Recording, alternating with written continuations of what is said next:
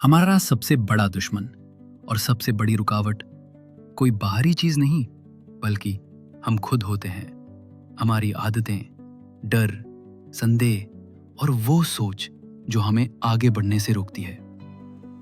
किताब में इस पर्वत को रूपक के रूप में दिखाया गया है, जो हम खुद हैं और जिसे पार करना है।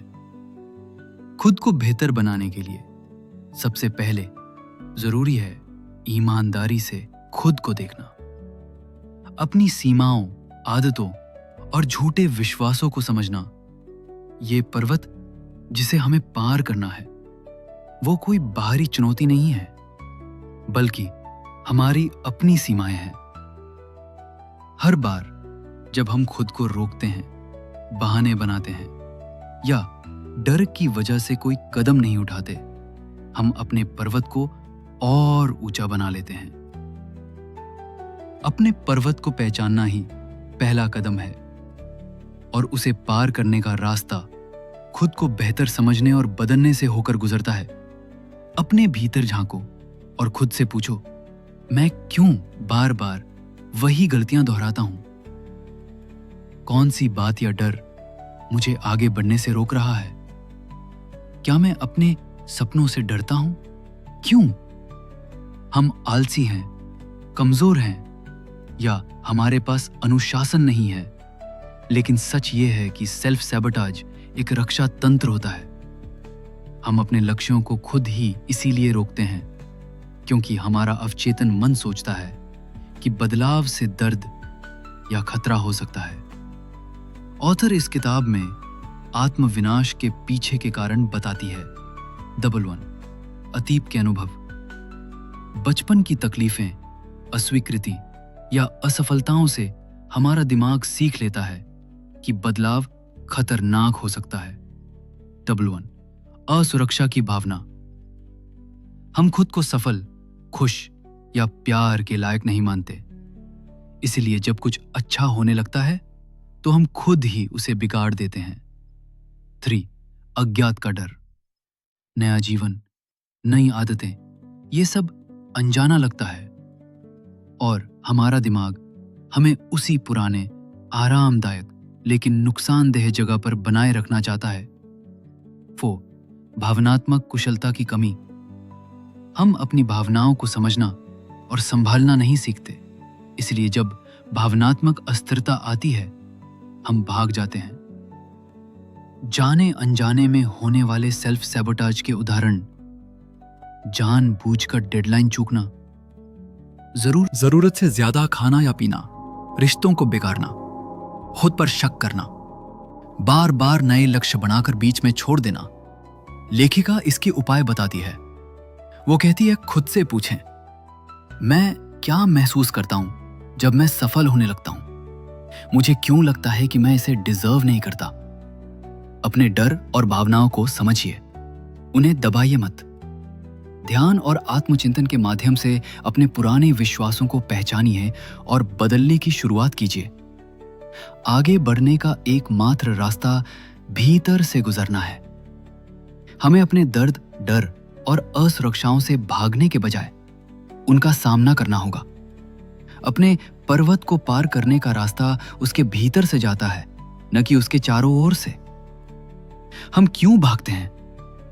हम सोचते हैं कि अगर हम अनदेखा कर दें तो दर्द अपने आप चला जाएगा।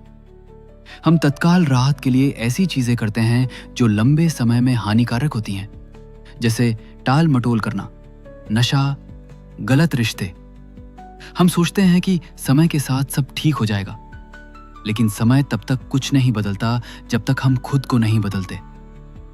जब हम भावनाओं को दबाते हैं तो वे अंदर ही अंदर ऊर्जा की तरह जमा होती रहती हैं। ये दबाई गई भावनाएं ही हमारे सेल्फ सैबोटाज का कारण बनती हैं।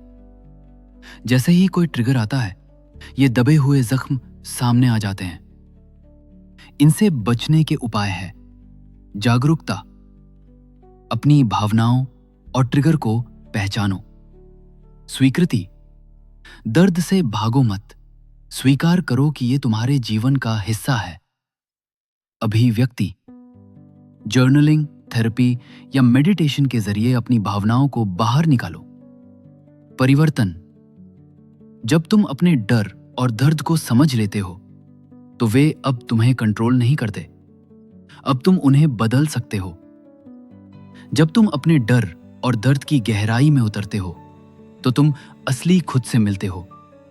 यही रास्ता तुम्हें आजादी, शांति और आत्मविकास की ओर ले जाता है। पुराने पैटर्न और दर्द को पीछे छोड़कर हम कैसे एक नया, बेहतर और सच में फुलफिलिंग जीवन बना सकते हैं।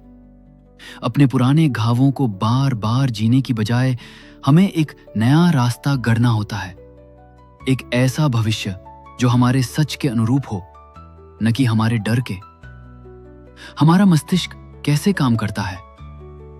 हमारा मस्तिष्क सुरक्षा चाहता है और वो सुरक्षा उसे जानी पहचानी आदतों से मिलती है, चाहे वे हमें नुकसान ही क्यों ना पहुंचा रही हों। इसलिए बदलाव से पहले हमारा मन विरोध करता है, क्योंकि वो अनिश्चितता से डरता है। नया भविष्य बनाने के कदम। 1. स्पष्ट विजन बनाओ। तुम्हारा आदर्श जीवन कैसा दिखेगा? इसे लिखो, कल्पना करो, महसूस करो। 2. छोटे छोटे स्टेप्स लो। एक नया जीवन एक दिन में नहीं बनता। छोटे लेकिन लगातार कदम ही बड़ा बदलाव लाते हैं। 3. डिसिप्लिन और दोहराव। नया भविष्य सिर्फ सपने से नहीं, लगातार अभ्यास और अनुशासन से बनता है। 4. Support system. ऐसे लोगों से जुड़ो जो तुम्हें बेहतर बनने में सहारा दे, तुम्हें गिराने वाले नहीं। खुश और सफल रहने की जिम्मेदारी किसी और की नहीं, हमारी अपनी होती है। हमें दूसरों की मान्यता पर नहीं, खुद की सच्चाई और आत्मसम्मान पर भरोसा करना होगा। हम तब तक पूरी तरह बदल नहीं सकते जब तक हम अपने पुराने दर्द, पछतावे, शर्म और दुख को छोड़ना नहीं सीखते। हम अक्सर अतीत के कारण आज को बिगाड़ते हैं। हमें लगता है कि अगर हम दर्द नहीं याद रखेंगे तो हम फिर से ठगे जाएंगे। कभी कभी हम सोचते हैं कि अगर हम भूल गए तो इसका मतलब हम जो हुआ उसे स्वीकार कर रहे हैं, लेकिन सच्चाई ये है, अतीत से चिपके रहने से हम सिर्फ खुद को चोट पहुंचाते हैं। अतीत को छोड़ने के स्टेप्स। 1. माफ करना सीखो, दूसरों को और खुद को भी। 2. सीख निकालो। हर दर्द कुछ सिखाता है, बस सीख लो और आगे बढ़ो। 3. भावनाओं को बाहर आने दो, उन्हें दबाओ मत। जर्नलिंग या बात करने से मदद मिल सकती है। 4. वर्तमान में जियो। जब हम अब में रहते हैं तभी अतीत खुद पीछे छूटता है। सेल्फ सबुटाज से बाहर निकलने और स्थायी बदलाव लाने के लिए इमोशनल इंटेलिजेंस यानी भावनात्मक बुद्धिमत्ता को विकसित करना बहुत जरूरी है। हम तब तक खुद को नहीं बदल सकते जब तक हम अपनी भावनाओं को ठीक से समझना, स्वीकार करना और नियंत्रित करना नहीं सीखते। इमोशनल इंटेलिजेंस होती क्या है? ये हमारी वो क्षमता है जिसे हम अपनी और दूसरों की भावनाओं को पहचान सकते हैं, उन्हें समझ सकते हैं, उन पर संतुलित तरीके से प्रतिक्रिया दे सकते हैं, अपने व्यवहार को सजगता से नियंत्रित कर सकते हैं। हाई ईक्यू कैसे विकसित करें? भावनाओं को नाम देना सीखें। मैं दुखी हूं कहना आसान है, लेकिन मैं उपेक्षित महसूस कर रहा हूं ज्यादा सटीक है। जितना ज्यादा स्पष्ट रूप से आप अपनी भावना पहचानते हैं, उतनी ही जल्दी आप उसे संभाल सकते हैं। भावना इज मोटिपली सच्चाई। हर भावना सच नहीं होती। डर का मतलब खतरा नहीं होता। भावनाएं संकेत हैं, हुक्म नहीं। पॉज करना सीखो। किसी भावना के आने पर तुरंत प्रतिक्रिया मत दो। कुछ पल रुकना सोचने का अवसर देता है। जर्नलिंग और सेल्फ रिफ्लेक्शन, अपनी भावनाओं को लिखना, उन्हें बाहर लाना और समझना ईक्यू बढ़ाने में बहुत मदद करता है। दूसरों की भावनाओं को भी समझो। जब आप खुद को बेहतर समझते हो तो दूसरों के साथ भी सहानुभूति रखना आसान हो जाता है। क्यों जरूरी है ईक्यू? ये हमें रिश्तों में सुधार लाने, आत्मनियंत्रण विकसित करने, निर्णयों को संतुलित बनाने और खुद के भीतर स्थिरता पाने में मदद करता है। अब तक जो कुछ तुमने सीखा वह यह है कि तुम्हारे भीतर ही जवाब छुपे हैं। अपने ही डर, घाव और सीमाओं को पार करके तुम अपनी शक्ति को पा सकते हो। तुम ही पर्वत हो, तुम्हें खुद को पार करना है। और जब तुम ये कर लोगे, तुम अपने सबसे ऊंचे, सबसे शक्तिशाली रूप में बदल जाओगे। अंत तक वीडियो देखने के लिए धन्यवाद। अगर आपको यह समरी अच्छी लगी हो तो इस वीडियो को लाइक करें और चैनल को सब्सक्राइब करें।